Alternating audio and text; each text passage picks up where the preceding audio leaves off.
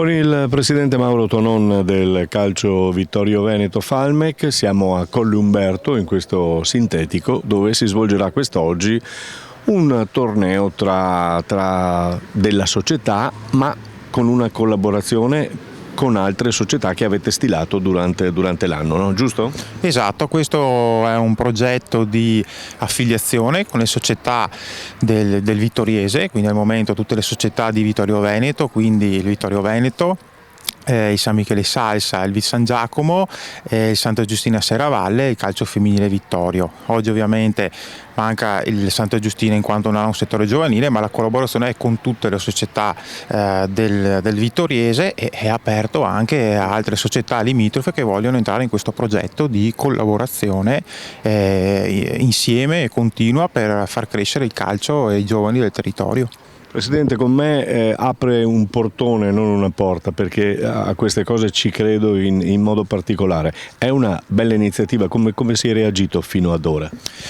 Diciamo che è stata sicuramente una bella iniziativa. Ringrazio anche tutti i direttori sportivi dei settori giovanili che hanno aderito, i vari presidenti.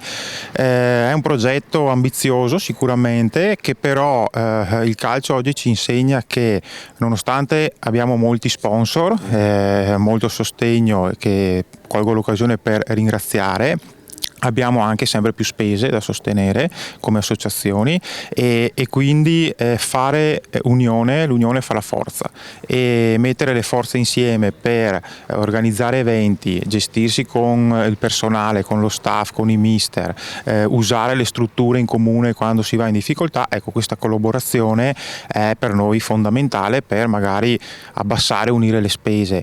E in secondo luogo questo progetto nasce anche con l'ambizione perché sono i giovani al centro di questo progetto, quindi questi ragazzi che in questa maniera hanno l'opportunità di avere accesso un po' a tutte le categorie del settore giovanile, quindi dai provinciali ad esempio i regionali, l'elite, fino ad arrivare alla collaborazione che abbiamo da quest'anno con il Verona, anche ai nazionali. Quindi il giovane ha l'opportunità di dare il meglio di se stesso nel, l'ambiente che più glielo permette, in sostanza. Questo è l'obiettivo, quindi la crescita del talento e la crescita del giovane ragazzo, ecco.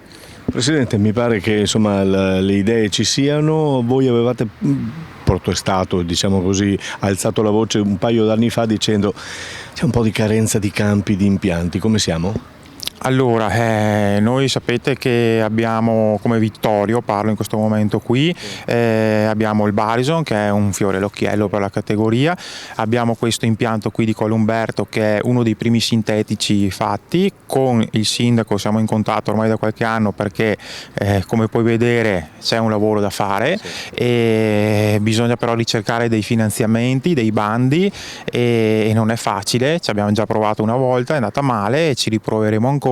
Abbiamo l'impianto ovviamente del Marco Polo, che anche quello ci aiuta, però è senza illuminazione, quindi possiamo utilizzarlo solo nelle giornate della domenica mattina o per gli allenamenti del pomeriggio, e quindi questo sicuramente, mettendoci tutti insieme, riusciamo a unire le forze. Oggi ad esempio la nostra Juniores gioca a Santa Giustina, e questo è anche uno dei motivi per cui abbiamo aperto questa collaborazione.